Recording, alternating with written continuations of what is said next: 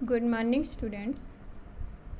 आज हम अभिव्यक्ति माध्यम में से लेसन नंबर 2 पत्रकारिता को लेकर के आए हैं। पत्रकारिता का आशय क्या है? पत्रकारिता के क्षेत्र में सभी पत्र पत्रिकाएं आ जाती हैं। इसका सीधा संबंध समाचार पत्र से होता है। समाचार जिस पत्र में प्रकाशित होते हैं वे समाचार पत्र हैं और जिस प्रक्रिया के माध्यम से समाचार लिखित रूप में पहुंचते हैं उसे पत्रकारिता कहते हैं। विभिन्न क्षेत्रों के समाचार का संकलन कर प्रकाशित करने वाले आधार को ही समाचार पत्र कहते हैं। अंग्रेजी में समाचार 4 वर्णों के योग से बनता है। न्यूज, जिसका अर्थ है न्यूज, यानी कि न्यूज़ में 4 वर्ण हैं। नॉर्थ उत्तर से, ईस्ट पूर्व से, वेस्ट पश्चिम से, साउथ दक्षिण से। इन चारों ओर से मिलने वाले जो समाचार होते हैं वही समाचार पत्र के अंतर्गत आते हैं। फारसी भाषा में समाचार के लिए खबर शब्द का प्रयोग किया गया है, उसके लिए अखबार शब्द प्रयुक्त हुआ है। फारसी का शब्द खबर समाचार का बहुवचन है। इस प्रकार अखबार शब्द का अर्थ भी विभिन्न समाचारों को प्रकाशित करने का आधार है। इस पत्रकारिता अपने आप में एक कला है। अंग्रेजी में इसके लिए जर्नलिज्म शब्द का प्रयोग जर्नलिज्म शब्द का प्रयोग किया गया है। शब्द की रचना जर्नल से हुई है। जर्नल का अर्थ है दैनिक विवरण। हिंदी में जर्नल शब्द के लिए पत्रिका शब्द का प्रयोग किया जाता है। इसे हम मैगजीन कहते हैं। इस क्षेत्र में अनेक विद्वानों ने अपनी अलग अलग प्रकार से इसकी परिभाषा दी है। जैसे पत्रकारिता के क्षेत्र में अपनी प्रतिभा का लोहा मनवाने वाले नरेश मिश्र जी, उन्होंने कहा है कि समाचार पत्रकारिता को समाज के लिए ज्ञानवर्धन, मनोरंजन और उद्बोधन का आधार बताया है। पत्रकारिता समाज की सच्ची सेविका और लोकतंत्र की आधार भूमि है। डॉक्टर राजेंद्र वर्मा जी के अनुसार ये कहते हैं कि मानक हिंदी कोश में पत्रकारिता की जो इन्होंने परिभाषा दी है वह विधा जिसमें पत्रकारों के कार्यों और कार्यों के साथ उनके उद्देश्यों का विवेचन होता है।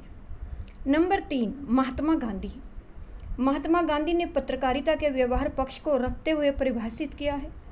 उनकी दृष्टि में पत्रकारिता आदर्श समाज की स्थापना करने और उनकी बुराइयों को दूर करने के निर्देशक हैं। उन्होंने कहा है कि पत्रकारिता का उद्देश्य जनता की इच्छाओं और विचारों को समझना और व्यक्त करना है। नंबर 4, प्रभाष जोशी जी ने कहा है, ये सुप्रसिद्ध पत्रकार हैं। इन्होंने कहा है, न्यायपालिका, कार्यपालिका, विधायिका और प्रेस में यदि मैं चौथा खंभा हूँ तो पत्रकार होने के नाते मेरा कर्तव्य है कि मैं तीनों खंभों का जज करूं। पॉइंट है 5, महादेवी वर्मा ने भी कहा है, पत्रकारिता एक रचनाशील विधा है। इसके अभाव में समाज को बदलना असंभव है। अब आता है यहाँ पत्रकारिता के प्रमुख सिद्धांत क्या हैं। पत्रकारिता के प्रमुख सिद्धांत व्यक्त करते हुए किसी विद्वान ने ठीक कहा है, इन सभी विद्वानों ने ठीक कहा है, जनता को वह दीजिए जिस सत्य की उसे आवश्यकता होती है। पत्रकारिता की कोई एक संपूर्ण एवं सटीक परिभाषा दे सकना कोई सरल कार्य नहीं है। विद्वानों ने पत्रकारिता को अपने अपने दृष्टिकोण से देखा और परिभाषित किया। यदि उन सभी विद्वानों के पक्षों को ध्यान में रखकर देखा जाए तो उनका सबका समान रूप प्रस्तुत किया जाए तो शायद वह ही एक पूर्ण परिभाषा हो सकती है। यहाँ पर समाजोन्य के विषय अपनाई गई एक विधा जिसमें समाज की विषमताओं के दिग्दर्शन और देश विदेश के विभिन्न समाचार के क्षेत्रों में, यानी कि विभिन्न जो क्षेत्र हैं समाचार के, उनमें उनकी ज्ञान विज्ञान नूतन उपलब्धियों का परिचय करवाया है, उसे ही पत्रकारिता की संज्ञा दी जाती है और इसको ही हम पूर्ण पत्रकारिता कहते हैं। अब क्वेश्चन नंबर 2, समाचार किसे कहते हैं? समाचार, जैसे कि ऊपर बता चुकी हूँ कि समाचार चारों ओर से मिलने वाले समाचार ही समाचार कहलाते हैं। आज के युग में समाचार का माध्यम केवल समाचार पत्र ही नहीं रह गया। इस क्षेत्र में रेडियो, टेलीविज़न, इंटरनेट आदि भी सम्मिलित हो गए हैं। समाचार मूलतः एक घटना ही होती है जिसे समाचार पत्रकार जो होते हैं समाचार का रूप देकर प्रकाशित करते हैं या करवाते हैं। यहाँ समाचार की कुछ परिभाषाएं दी गई हैं। किसी घटना की रिपोर्ट ही समाचार होती है। प्रेषक और उत्तेजित कर देने वाली घटना ही समाचार कहलाती है। समाचार जल्दी में लिखा गया इतिहास है। समाचार पर दी जाने वाली पूर्ण जानकारी ही समाचार कहलाती है। अतः हम यहाँ पर कह सकते हैं कि समाचार जो हैं चारों ओर से आने वाली घटनाओं को समाचार कहते हैं और उन समाचारों का हम देश विदेश से या इधर उधर, जैसे अभी ऊपर बताया कि पूर्व, उत्तर, पूर्व, पश्चिम और दक्षिण चारों दिशाओं से जब कोई समाचार किसी साधन के द्वारा हम तक पहुंचाया जाता है तो वो संचार के साधन होते हैं। मैं पिछली वीडियो में आपको वो बातें बताई हैं। हम यह जान गए हैं कि हर घटना व हर सूचना समाचार नहीं होती। इस प्रकार व्यक्तिगत तौर पर मित्रों या रिश्तेदारों से कुशलता भी समाचार नहीं होती।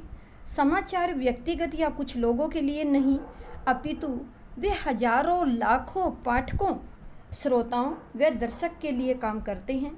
वही घटना समाचार का रूप धारण करती है जिसे जानने में अधिक से अधिक लोगों की रुचि होती है तथा उसका अधिक से अधिक लोगों का पर प्रभाव पड़ता है।